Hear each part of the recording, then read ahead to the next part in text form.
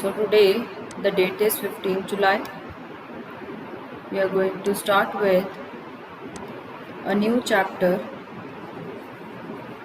depreciation accounting.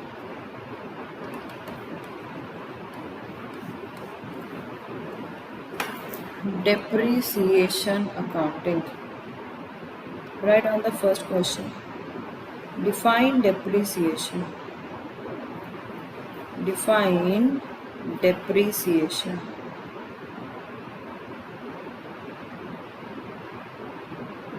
लिखो.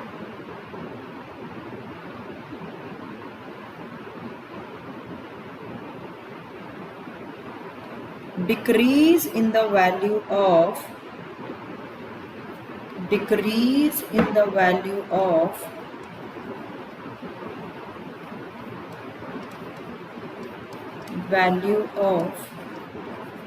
fixed asset like building, furniture, plant, etc. due to wear and tear and usage is called depreciation. ठीक है. Fixed assets की value कम होना. क्यों कम होना? Asset continuously use हो रहा है, so the value of asset will decline. So we can have the definition of some author. So learn this definition according to R.N. Carter. Depreciation is gradual and permanent decrease. Gradual and permanent decrease in the value of any asset. In the value of an asset from any cause. Causes will be discussing. From any cause. So when we have to do any author's definition, we have to stick to the words, right? So write down the characteristics of depreciation. Make notes in the notebook itself. Characteristics. Number 1. Decline in the value of fixed assets except land. बेटा land कभी depreciate नहीं होती, land always appreciates, है ना. अब 10 years back सराबा नगर में एक plot लिया हुआ था मैंने, आज भी वो प्लॉट वैसे ही पड़ा है. I haven't constructed anything. 10 years back मैंने वो प्लॉट खरीदा था 60 lakhs का. व्हाट डू यू थिंक आज उस प्लॉट की वैल्यू क्या होगी? 1,30 lakh. Because it's like vacant plot जहाँ पे अभी कोई बिल्डिंग नहीं है, कोई कुछ नहीं. हाँ, प्लॉट के अगर ऊपर अगर बिल्डिंग बन गई होती उसकी कंस्ट्रक्शन ओल्ड या न्यू में डिफाइन हो जाती, but as such plot of land is just mud itself, it will not depreciate. ठीक है. Second, the reduction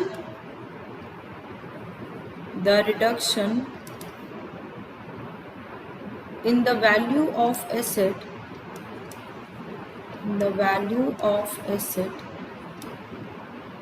is of permanent nature.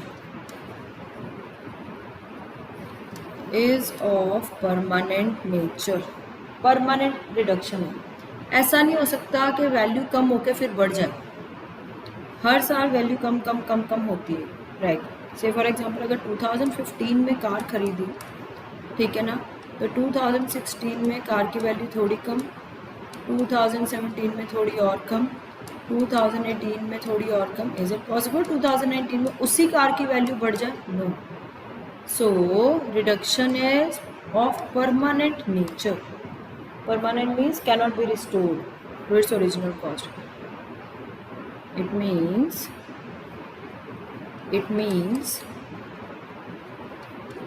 asset, do the theory from book also, cannot be restored. Learn कर ही लेना, इस theory खत्म कर लेना. Restored to its original cost. Original cost पे वापस नहीं आ सकता. ठीक है जी बेटा. पहले बता दूं डेप्रिसिएशन थोड़ा सा टेक्निकल चैप्टर है. अगर +1 में कुछ मुश्किल लगता है ना बच्चों को, वो ये वाला chapter. It's not because the concept is difficult. The concept is very easy. It's just because the calculations are too much and small points are there where careless mistake if conducted, it can lead to you can cross the entire question right from the beginning and you can get 0 mark. So I mean के इसमें हमें इस चीज़ का ध्यान रखना पड़ेगा, तो बहुत केयरफुली करना चाहिए. नंबर 3,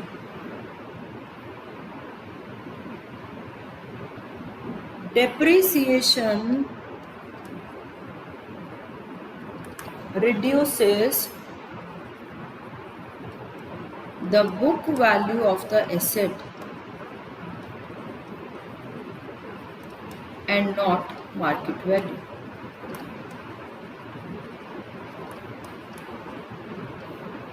बुक वैल्यू मतलब बुक्स में जो एसेट की वैल्यू है.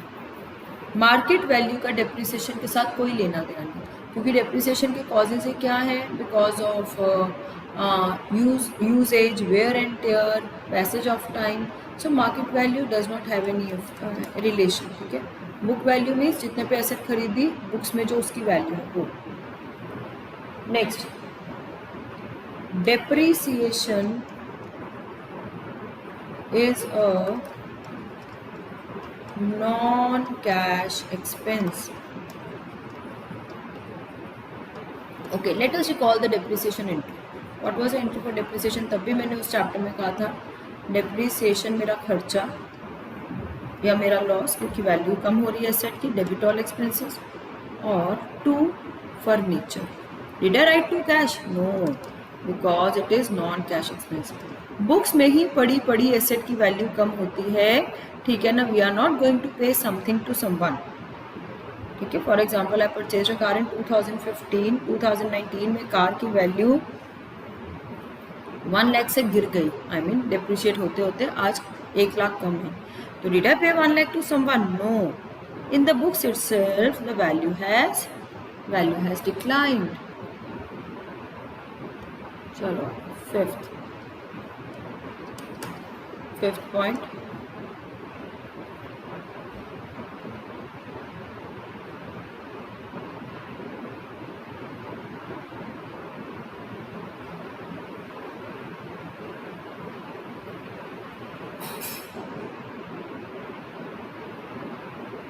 fifth point, depreciation is an ongoing process.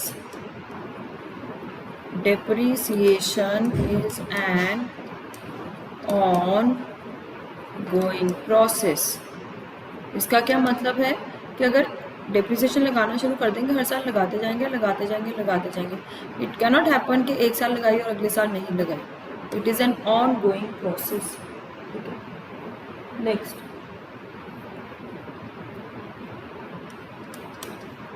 Like all other expenses, जैसे सैलरी हो गई, वेजेस हो गई, रेंट हो गया, depreciation is debited to profit and loss account. सारे एक्सपेंसेस ना साल के एंड में, याद है मैंने आपको बताया था कि अकाउंट बनता है प्रॉफिट एंड लॉस अकाउंट, वहाँ चला जाता है, चले जाते हैं सारे खर्चे. Depreciation is debited to profit and loss account. कहाँ चला जाएगा? Profit and loss account.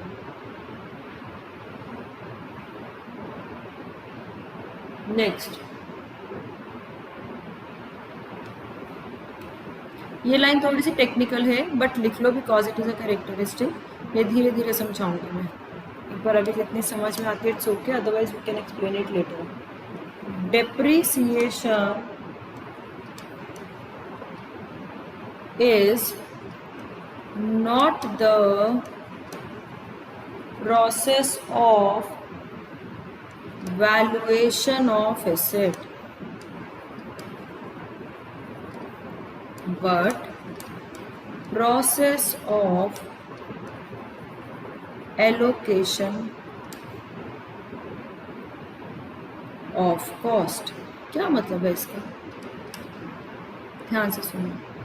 मैंने ना ये पेंसिल बनानी है, ठीक है, I am a pencil manufacturer and I am making the pencils, ठीक है, ओके। अब मुझे जब पेंसिल की सेलिंग प्राइस डिफाइन करनी है, मैं रिलेटेड कॉस्ट देखूंगी कि इस पेंसिल को बनाने में how much cost I have incurred, fine, ठीक है। The raw material cost was 5 rupees, labour cost was 2 rupees, ठीक है। देन ओवरहेड्स कहते हैं ऊपर वाला खर्चा, ओवरहेड्स पर 1 रुपी, ठीक है ना।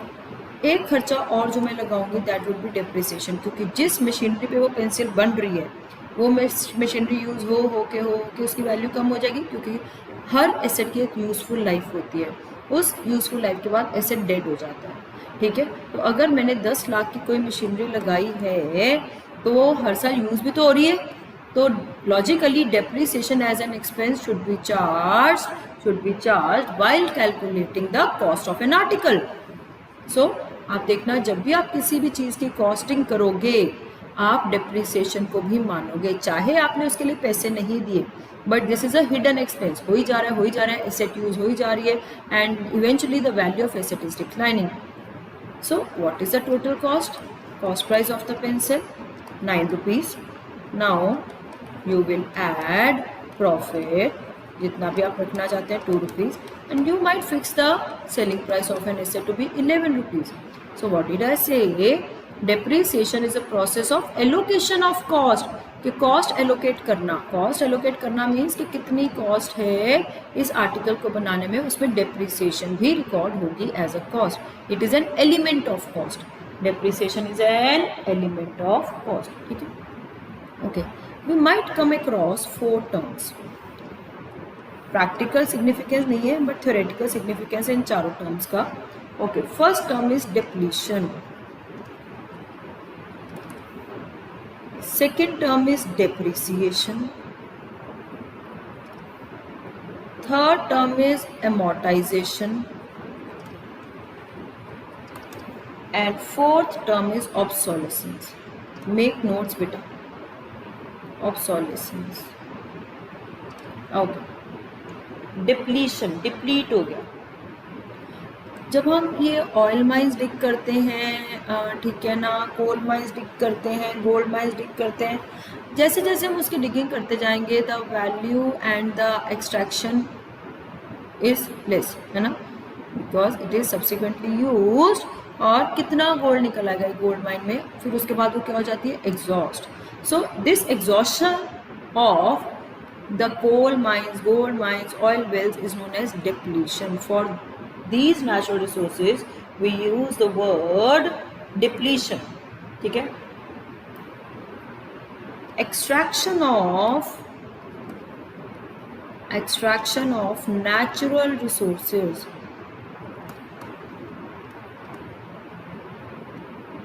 extraction of natural resources from mines, oil wells, etc.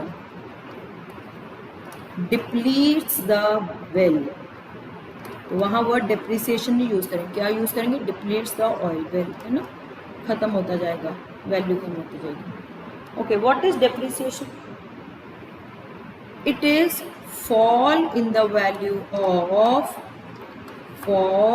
value of fixed assets, ठीक है, due to wear and tear, usages. तो व्हाट इज द डिफरेंस? ये चार्ज होती है tangible fixed assets, tangible fixed assets, ठीक है। अच्छा, याद रखना डेप्रिसिएशन कभी भी करंट एसेट्स पे नहीं लगती। करंट एसेट्स कौन से होते हैं? कैश हो गया, 2000 का नोट नया है या पुराना है, it carries the same value, है ना। जब नोट्स इतने हाथों से ट्रेवल करते हैं नोट पुराने भी हो जाते हैं. But again the value of 2000 rupee note is 2000 rupee only, so it hardly makes a difference. Fine, ठीक है. Okay, another fixed asset can be debtor. Debtors are personal kind of thing, no thing in the sense personal persons है, तो उन पे क्या depreciation लगनी है. ठीक है. Third fixed current asset could be stock यानी इन्वेंट्री. यस मैम, इन्वेंट्री तो डेप्रिशिएट हो जाती है. यस, बट नॉर्मली हम इन्वेंट्री के लिए क्या कॉन्सेप्ट यूज करते हैं, we target to sell it on ASAP basis. जितनी जल्दी हम इन्वेंट्री बेचेंगे उतनी जल्दी हमें प्रॉफिट होगा और हम नया ऑर्डर प्लेस करेंगे. तो why inventory is not depreciated to a large extent, because inventory is quickly sold. जो स्टॉक आपके पास बचा ही नहीं तो वो डेप्रिशिएट क्या होगा. ठीक है. हाँ, कभी कभी लगता है ये चीज़ ख़राब होने वाली है या ये मॉडल पुराना हो जाएगा या फिर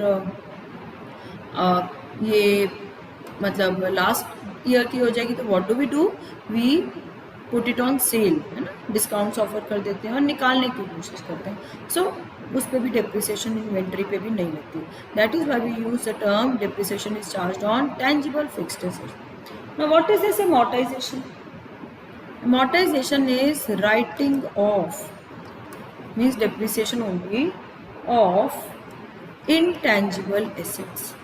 So technical difference between depreciation and amortization is depreciation is on tangible assets and amortization is on intangible assets. Example, goodwill amortize होती है, trademarks amortize होते हैं, गुडविल, ट्रेडमार्क्स, ठीक है ना, कॉपीराइट्स. ठीक है. इनटेंजिबल एसेट्स अमोर्टाइज होते हैं. ठीक है. And last term is obsolescence. Obsolescence means outdated, outdated हो जाना. ठीक है ना. With the new invention some fixed assets become obsolete. With new inventions and techniques some assets, it is again depreciation only. Some assets depreciate. It is called obsolescence. अब देखो ना, obsolescence. अब जैसे क्या उसका नाम है, iPhone 11 आएगा,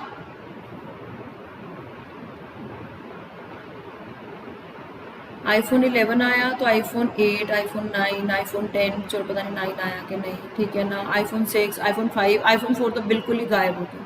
सो with the new invention and techniques the old चीज़ें, the old things become obsolete. This is known as obsolescence. ठीक है जी, इज इट क्लियर? नेक्स्ट. तो अगर टेक्निकली अब डिफरेंस लोकेट करना हो, how will I locate? So depletion is of mines, oil wells, etc., natural resources. Depreciation is on tangible fixed assets. Amortization is of intangible fixed assets. And obsolescence is because of inventions and techniques. Okay. Next, causes of depreciation. Causes of depreciation. क्यों लगती है depreciation? Causes. Number 1, constant use. जब कोई asset natural है, लगातार use होता जाएगा वो एसेट्स क्या हो जाते हैं? Depreciation. This is very likely we see in our day-to-day lives. We keep on repeating our clothes, wearing the same clothes again and again, and after washing the clothes fades away, the cloth fades away, है ना. And similarly, if we keep on using the phone again and again, constant use, phone पुराना हो जाता है और obviously either we have to discard it or sell it at a very nominal rate, ठीक है ना, and buy a new one at a very high rate, and it normally happens. So constant use, that is very obvious, which leads to wear and tear. It leads to wear and tear. Second point, accounts में ऐसा नहीं है आपने theory बहुत hard and fast हम जो बोल रहे हैं वही पॉइंट टू पॉइंट बुक वाली लिखनी है, but of course the content should be valid. Second, passage of time. Passage of time, this is important. आज की डेट में किसी के हाथ में आईफोन 4 पकड़ते ही नहीं देखते, है ना। They are not using iPhone 4 क्योंकि आईफोन 6, 7, 8, 9, 10, 11 कितने आ गए, ठीक है। सो अच्छा, कई बार तो कोई ऐसे बिजनेस में यूज ना हो के भी डिप्रिशिएट हो जाता है ना। सम natural factors like rain, है ना, winds, weather। अब आप ये देखो, ये कोरोना के चलते हुए in many houses there are, if there are 2-3 cars, ठीक है ना, some cars are actually lying idle, not being used, they are inside the homes because कोई बाहर ज़्यादा जाता ही नहीं। तो उससे क्या, वो कार पड़ी पड़ी आपको क्या लग रहा है बिल्कुल सेफ और साउंड कंडीशन में, ठीक है। स्पेशली फॉर डीजल कार्स, अगर आप हर रोज़ उसका इंजन वो नहीं करते, उसको नहीं बार बार ऑन ऑफ करके नहीं देखते, the engine will be jam packed. So like natural factors also affect। if the asset is not being put to use for a long period of time, it again depreciates, ठीक है। Next, third reason, as I have already discussed, जैसे मैंने iPhone का example दिया था, obsolescence. Obsolescence means outdated हो जाना। तो विद द न्यू इन्वेंशंस पुरानी चीज़ें आउटडेटेड हो जाती हैं और उसकी वैल्यू कम हो जाती है ना। नेक्स्ट, तो these were the causes of depreciation. Next, need, तीन चीज़ें सेम चलेंगी, नीड, इम्पोर्टेंस, ऑब्जेक्टिव्स। ये नॉर्मली वैसे हर चैप्टर में सेम होते हैं। Objectives for providing depreciation.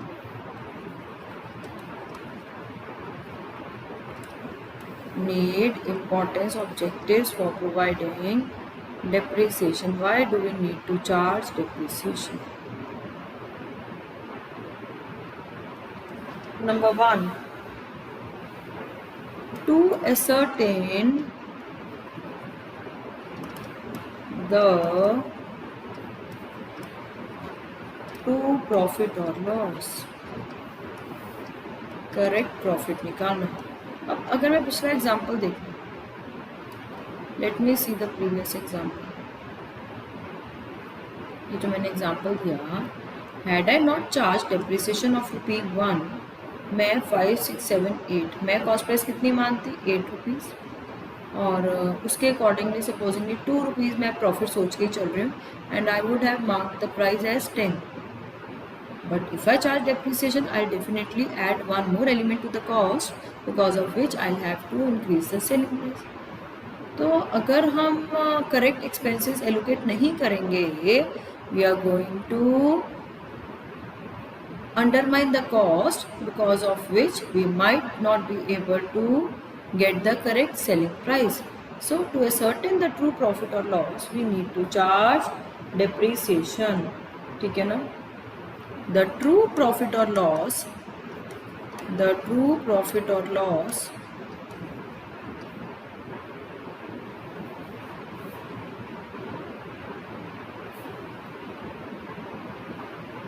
can be calculated only when all costs and expenses have been charged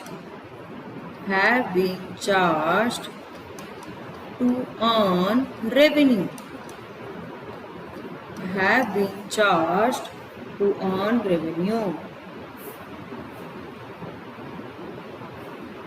ठीक है।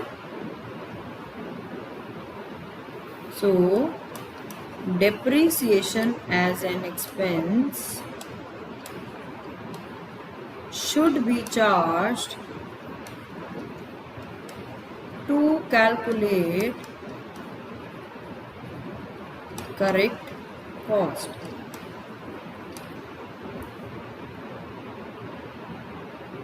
Calculate correct cost. ठीक है. Second, to show true and fair view of the financial position. To show the true and fair view of financial position. Okay. अब देखो, अगर मैं depreciation charge करती हूँ, 1 लाख की एसेट है, 10% डेप्रिसिएशन चार्ज करके एसेट में कितने पे शो करूँगी? बैलेंस शीट में शो होती है 90,000 पे, है ना. अगर मैं ये डेप्रिसिएशन चार्ज नहीं करती, if I don't charge this depreciation, I would have shown the asset eight 1 lakh in the books. So if depreciation is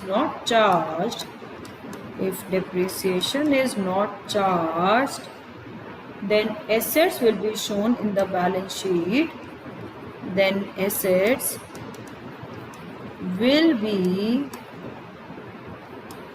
shown in the balance sheet at a higher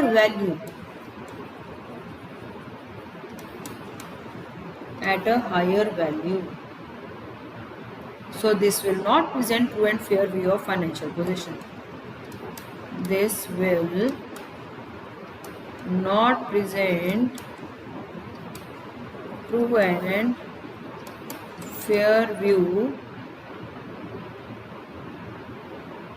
of financial position.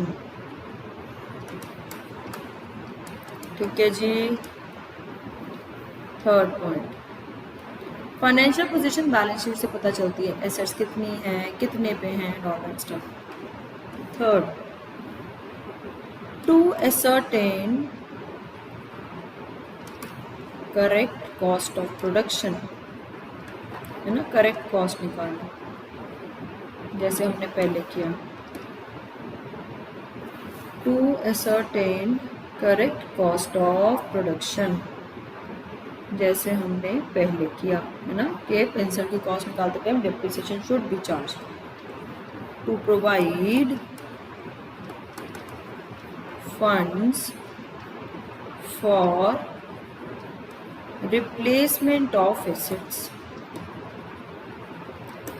देखो जी, जब हम depreciation charge करेंगे, ठीक है, now supposedly मैंने एक table खरीदा 10,000 का, मैंने पूछा इसकी हर एसेट की ना यूजफुल लाइफ होती है. Can you imagine there is a useful life of each and every asset that we use. AC की लाइफ होती है. अब देखना, आफ्टर 7-8 ईयर्स आपका एसी तंग करना शुरू कर देगा. कार की लाइफ होती है, मोबाइल की लाइफ होती है. Immediately I had to replace my mobile, क्योंकि इतना ज़्यादा जो PDFs का डाटा आ रहा था और भेज रहे थे हम, it was not possible from my iPhone 6. ठीक है, तो मैंने इमीडिएटली क्या किया, like 15 days back I shifted to iPhone 11. ठीक है, रीज़न क्या है कि वी हैव टू, अदरवाइज वो एसेट तंग करना शुरू कर देता है. बार बार स्टोरेज फुल, मेमोरी फुल आ रहा था. सो अब यहाँ तक कि कैन यू इमेजिन, बेड की लाइफ, टेबल की लाइफ, कार की लाइफ, फ्रिज की लाइफ, AC की लाइफ, मैट्रेसेस की भी लाइफ होती है. Like that day I happen to go to a shop. मैंने वहाँ पे उनसे पूछा, मैंने कहा जी मैट्रेसेस लेने न्यू बेड्स के लिए, ठीक है ना. और फिर वो कहते कौन से यूज़ करते हो. It had been long time when I had purchase the last mattress. मुझे याद ही नहीं था कि मैंने कौन सी कंपनी के खरीदे थे. तो वो कहते कि मैंने कहा it has been long time. कहते हैं हाउ मच लॉन्ग टाइम. तो मैंने कहा it has been 15 years I haven't replace my mattress. तो कहते हैं that is actually very wrong. ठीक है ना, मैट्रेस की लाइफ कहते हैं 7 to 8 years होती है. उसके बाद you really need to replace the mattresses, क्योंकि देखो उसी मैट्रेस पे सोना, उस पर समटाइम्स बैठना, खाना, ठीक है ना, फिर उतने ही जर्म्स, उतना ही सब कुछ. And from past 8 years we are carrying the same germs, क्योंकि क्या होता है, mattress can not be washed. ज़्यादा से ज़्यादा आप साल में एक बार धूप लगवा दोगे, nothing more than that. So and like what I mean to say is everything has a life. Calculator use होते 2 साल के बाद सेल, बैटरी वीक, कितना आप वो कर लोगे, कुछ भी नहीं कर सकते. You have to replace it. Computer की लाइफ, लैपटॉप की लाइफ, हर चीज़ की लाइफ होती है. सो अब सपोजिंग मैंने फर्नीचर एक खरीदा 10,000 का और मैंने पूछा इसकी कितनी लाइफ है, कहता जी 10 साल। इसका मतलब मुझे क्या करना चाहिए, actually my logic says that every year I should set aside 1,000 rupees so that after 10 years I again have 10,000 to replace that asset. देखो जिस साल अब आपको नया टेबल लेना है एकदम से 10,000 रुपये निकालने पड़ेंगे, that would be very difficult for you. Now what you should do, every year you should keep certain amount or certain fund aside, ठीक है ना, so that you have sufficient funds in your hand, ठीक है ना, to replace that asset. So 1,000 into 10 would be 10,000. चलो चलो, ठीक है. So we need funds to replace the asset. That is why we sell the asset. We keep charge depreciation. And last is to meet legal requirements. To meet legal requirements. What do you mean by legal requirements? जो हमारी companies act कहती है, आगे जाके company accounts करने हैं +2 में, companies act and income tax act. Income tax act says that it is a legal necessity to charge depreciation. Legal requirement है डेप्रिसिएशन चार्ज करना, ठीक है जी. So that is why we charge depreciation, it is a legal requirement. Next point, next topic, ठीक है, आज का last topic. इतनी थ्योरी सारी लर्न हो जाए बेटा साथ साथ. Factors determining the amount of depreciation. Factors determining the amount of depreciation. Total cost of asset. First thing is total cost of asset.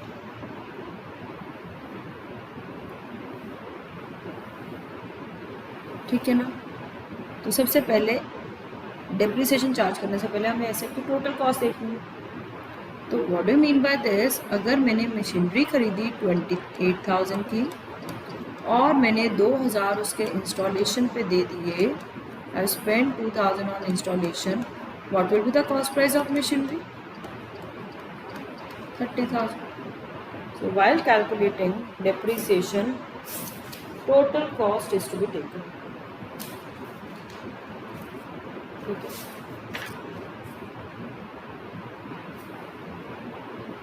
इस टोटल कॉस्ट को बहुत डिटेल में डिस्कस करना है, I will be discussing later on, ठीक है. Okay, second, estimated residual value या फिर स्क्रैप वैल्यू. अच्छा, हर एसेट जब बिल्कुल लाइफ ख़त्म हो जाती है ना, कुछ बेसिक मिनिमम प्राइस फिर भी देके जाते हैं. मशीनरी है, उसका लोहा जो है that will be sold to the रद्दी वाला फॉर सम अमाउंट. अब मैंने अपना iPhone 6 रिप्लेस कराया, iPhone 11 तो है 75,000 का. iPhone 6 जो मैंने दिया, मैंने कहा ये ले लो, मैंने क्या करना, तो it was sold for 3,000. Getting my point? So every asset which is replaced has a scrap value or residual value. Third, useful life of the asset. I have already discussed useful life of asset. And last but one, 4 factors हैं affecting legal provisions. Law की provisions हमेशा follow करनी है. Supposedly income tax rule कहता है जो trucks and all उस पर डेप्रिसिएशन होती है 30%, फर्नीचर पे वो मानते हैं डेप्रिसिएशन 10%, ठीक है. They have specified rates. So आप अपने प्रैक्टिकल सम्स में ऐसा कुछ नहीं फॉलो करेंगे, but yes, while preparing your accounts, when your dad prepares the accounts or the accountant prepares your business accounts, we have to follow some legal provisions, and following these legal provisions is actually very necessary.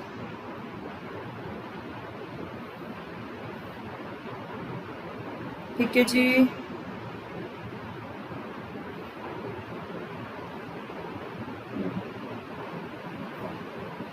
सो यहाँ तक करेंगे और कल formula some practical सब शुरू हो जाएगा with the methods of depreciation. ठीक है, so this was enough for the day. Thank you, have a nice day.